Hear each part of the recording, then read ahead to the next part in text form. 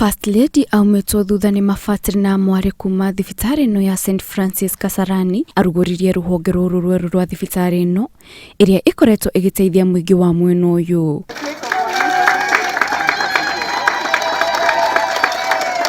First Lady ni agathiririe thibitari ino ni undu wa itemi riri.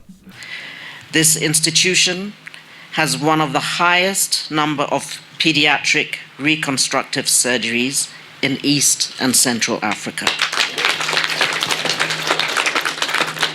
I commend your Boda Boda program addressing the rising numbers of accident victims, as well as your outreach programs targeting the youth dwelling in the surrounding informal settlements. It has open access to so many people who are not able really to access certain services.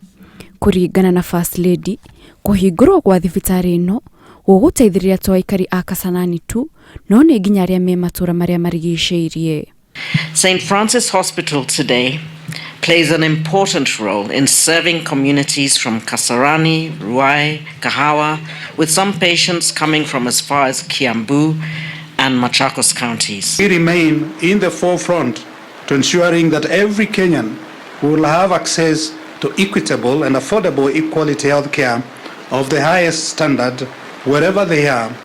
Oho, rũhonge rũrũ rũrĩa rũretwo Mother Kelvin Lighthouse Wing ni rũrirehaga urigitani kuhĩtũkĩra kandi ya NHIF. You went well beyond your call to offer religion by including education, healthcare and training for people in this community.